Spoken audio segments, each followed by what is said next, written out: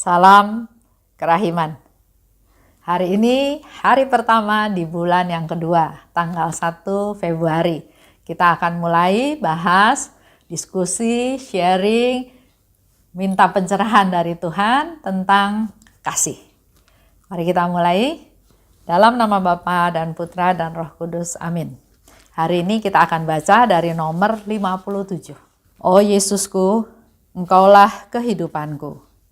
Engkau tahu dengan baik bahwa yang aku dambakan tidak lain adalah kemuliaan nama-Mu, dan supaya jiwa-jiwa datang mengenal kebaikan-Mu. Oh Yesus, mengapa jiwa-jiwa menghindari Engkau?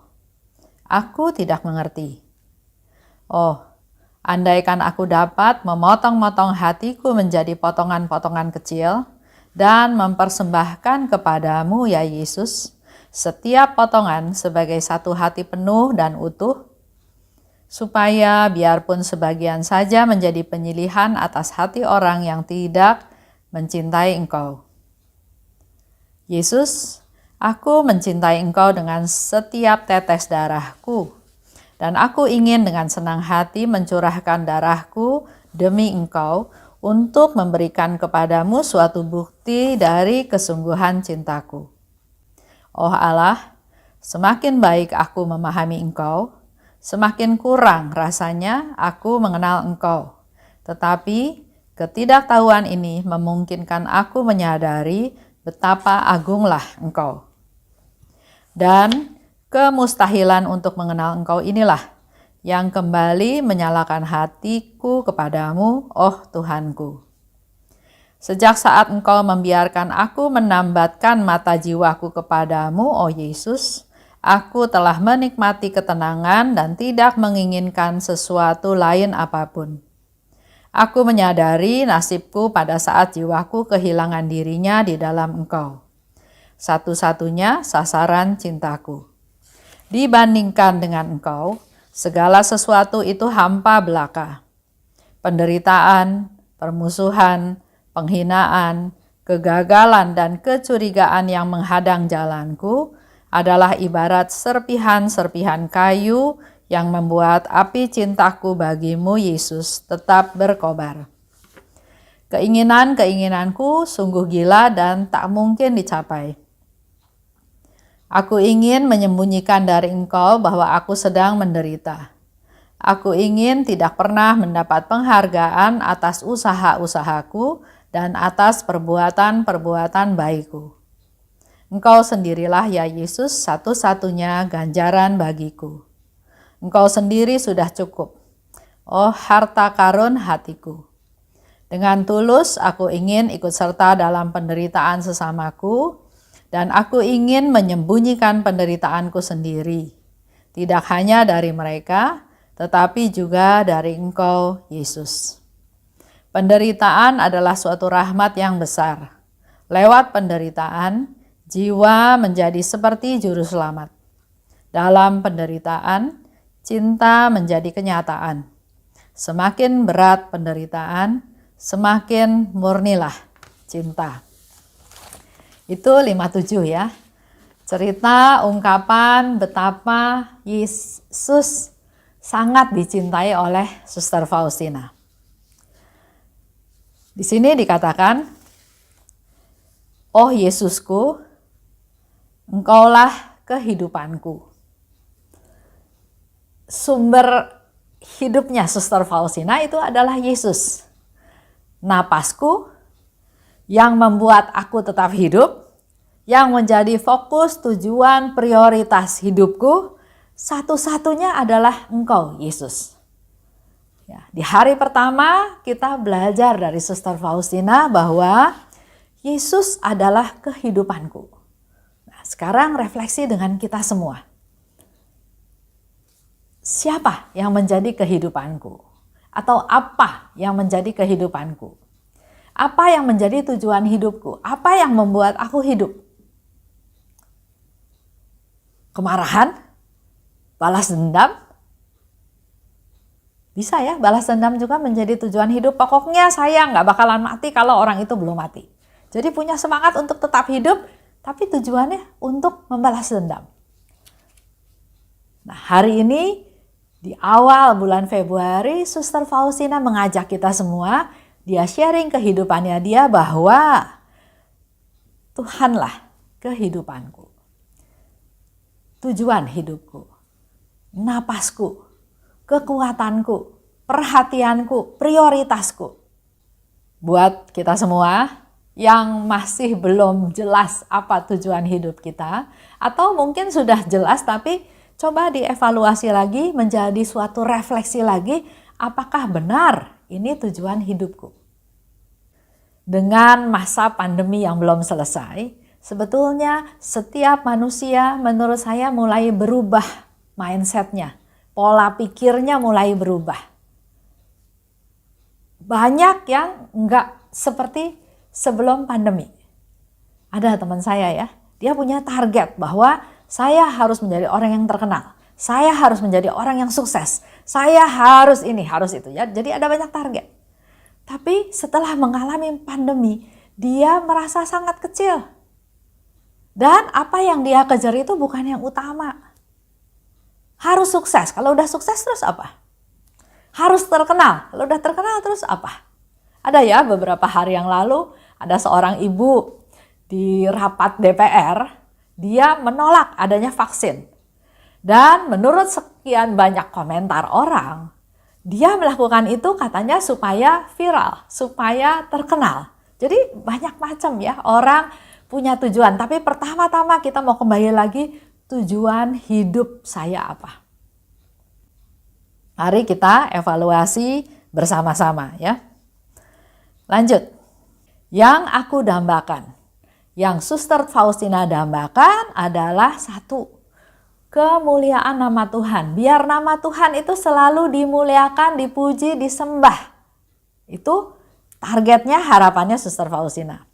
Dan yang ketiga, yang kedua, supaya jiwa-jiwa itu mengenal Tuhan. Itu kerinduan daripada Suster Faustina. Kembali lagi, refleksikan, bandingkan dengan kita. Kalau saya sudah tahu Tuhan, Tuhan itu baik, Tuhan itu penyayang, Tuhan itu pengampun, Tuhan itu pemelihara, Tuhan itu melindungi, itu yang saya rasakan. Setelah itu, apa yang saya lakukan? Saya berterima kasih pada Tuhan, saya bersyukur pada Tuhan, tapi pertanyaan lebih lanjut, apakah pengalaman saya dengan Tuhan ini saya sharingkan ke teman-teman saya? Apakah saya bagikan, apakah saya beritakan kepada orang lain? Bukan tujuannya supaya kelihatan saya dekat sama Tuhan, tapi punya tujuan yang mulia supaya yang belum kenal Tuhan menjadi kenal Tuhan melalui kita, melalui sharing kita, melalui pengalaman hidup kita semuanya. Yang diinginkan adalah memuliakan Tuhan dan supaya jiwa-jiwa kenal Tuhan. Ini menjadi satu PR kita juga. Tuhan begitu banyak memberikan kesempatan kepada kita terhadap orang-orang yang ada di sekitar kita.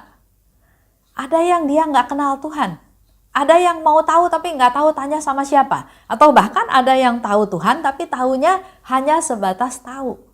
Nah, mari kita sharingkan kehidupan kita, pengalaman iman kita untuk mereka supaya mereka juga mengenal kebaikan Tuhan. Lanjutnya ya. Hanya punya keinginan aja nggak cukup. Kita perlu melakukan tindakan nyata. Jadi setelah melakukan evaluasi, refleksi hidup kita harus perbaharui. Bukan refleksi ini tahun refleksi, terus selama 1 tahun refleksi, terus perbaikannya tahun depan. Enggak. Setelah kita tahu apa yang terjadi dalam hidup kita, tujuan hidup kita sudah melakukan refleksi, evaluasi, kita melakukan tindakan yang menyatakan adanya perubahan, adanya perbaikan. Nah, di sini saya mau ajak, mari kita bersama-sama mempunyai target. Minimal ya, sama seperti yang Suster Faustina katakan. Dalam 1 hari, 1 kali aja berbuat baik. Minimal ya. Itu menjadi target kita semua mulai hari ini. Dan yang kedua, berdoa buat jiwa-jiwa yang belum kenal Tuhan supaya kenal Tuhan. Bisa ya? Kita menjadi alatnya Tuhan, kita menjadi perpanjangan tangan Tuhan untuk melakukan 2 hal tersebut. Karena kalau kita melakukan perbuatan baik itu bukan dari diri kita, itu adalah karena rahmat Tuhan yang kita terima, kita alirkan pada orang lain sehingga rahmat Tuhan itu juga mengalir ke orang lain. 1 hari 1 kali berbuat baik minimal. Gampang? Kelihatannya gampang ya. Tapi saya sudah lakukan. Nggak gampang loh. Bisa-bisa sampai udah sore, udah malam waktu doa, dievaluasi lagi sepanjang hari itu, saya berbuat baik apa ya sehari ini? Berbuat baik yang benar-benar berbuat baik menyenangkan Tuhan ya, bukan berbuat baik untuk menyenangkan diri sendiri, untuk supaya diri ini dianggap baik, dianggap hebat, dianggap kaya, dianggap mampu, bukan ya. Tapi untuk menyenangkan Tuhan. Dan yang kedua, mari kita pakai waktu yang ada untuk peduli pada mereka yang belum kenal Tuhan supaya kenal Tuhan. Di situ Suster Faustina bilang, dia mau hatinya Suster Faustina ini, dia mau potong kecil-kecil. Kita bayangkan ya, banyak cerita orang yang pacaran ya. Waduh, sakit hati. Hatinya sakit. Pecah, terbelah-belah. Karena dihianati, karena ditinggalkan, karena ditipu, dan seterusnya ya. Tapi hari ini Suster Faustina bilang ke Tuhan, Tuhan, saya mau hati saya dipotong sekecil-kecil mungkin, sebisanya sampai sekecil apa hati itu dipotong. Dan setiap potongan hati itu dia mau menganggap sebagai satu hati yang utuh. Hati dipotong-potong sakit. Jadi Suster Faustina rela menjadi sakit, rela menderita, asal potongan-potongan hati itu yang Suster Faustina berikan boleh menjadi satu perwakilan hati yang utuh. Untuk jadi silih, untuk hati orang yang tidak mencintai Tuhan. Luar biasa ya. Kasihnya Suster Faustina kepada Tuhan diungkapkan dengan cara seperti itu. Kita juga bisa mempraktekkan hal ini untuk diri kita dalam keluarga kita. Mungkin ada di antara kita yang keluarganya enggak rukun, enggak damai sejahtera, enggak penuh sukacita. Mungkin di dalam keluarga kita ada orang-orang tertentu yang enggak cinta sama Tuhan, enggak percaya Tuhan itu baik, enggak mau berserah pada Tuhan. Banyak ya. Nah, mari kita perhatikan anggota keluarga tersebut. Doa sama Tuhan, persembahkan hati kita menjadi potongan hati yang mewakili Dia yang tidak mencintai Tuhan.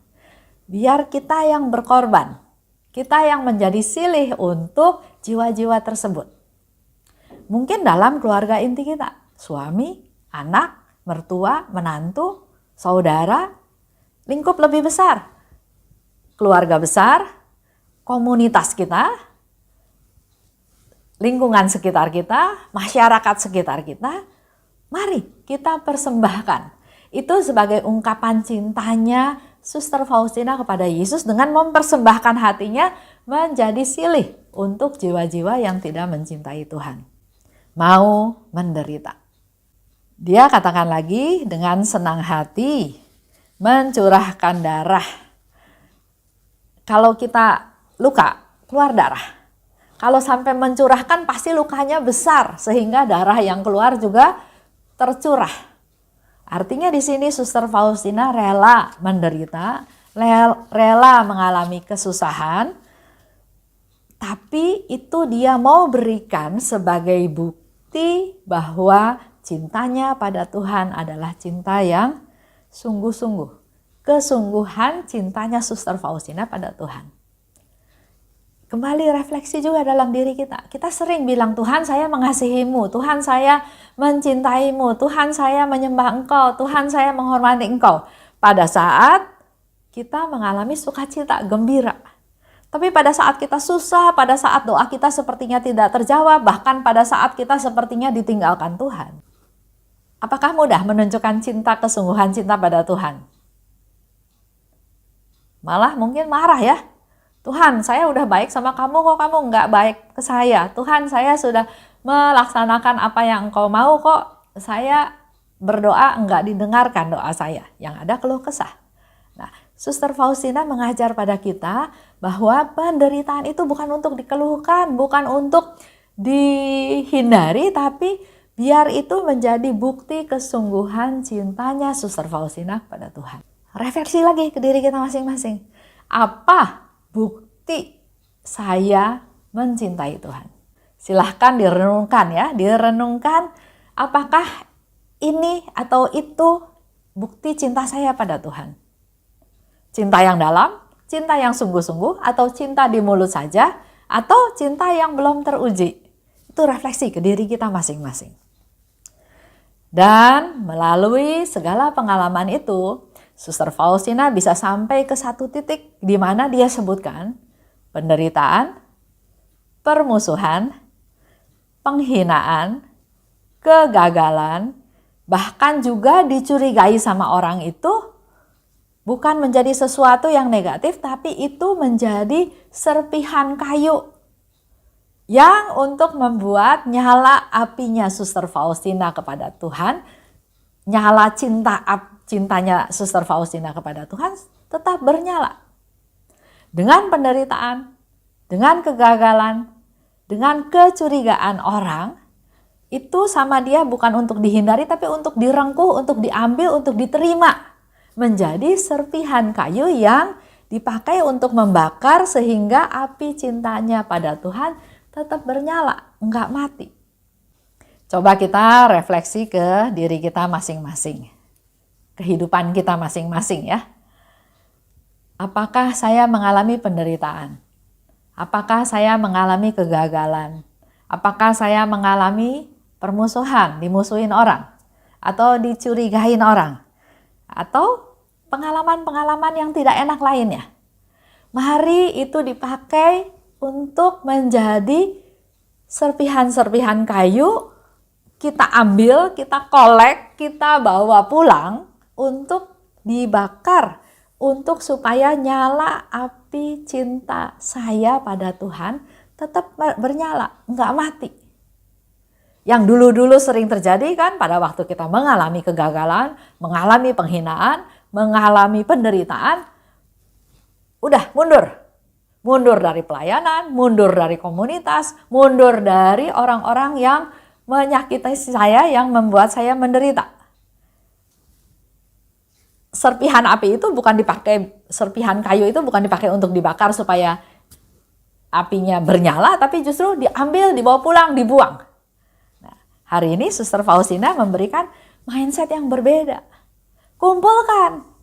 Jangan dihindari, jangan dilupakan, jangan berpikir yang lain, tapi kumpulkan, persembahkan pada Tuhan untuk supaya menjadi nyala apinya enggak redup, enggak kecil, tapi makin besar.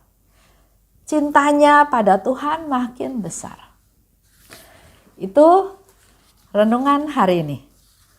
Mari kita sama-sama masuk ke doa penutup. Dalam nama Bapa dan Putra dan Roh Kudus. Amin. Oh luka kerahiman, oh hati Yesus, sembunyikanlah aku di dalam lubuk hatimu. Laksana satu tetes darahmu sendiri. Dan jangan biarkan aku terlepas dari situ selama-lamanya. Kurunglah aku di dalam lubuk hatimu, dan ajarlah aku mencintai Engkau. Tuhan, mampukan aku memahami sepenuhnya siapa dirimu. Bawalah aku masuk ke dalam rengkuhan mesra-Mu, sejauh itu dapat ditanggung oleh kodrat insani. Amin. Dalam nama Bapa dan Putra dan Roh Kudus. Amin. Salam kerahiman.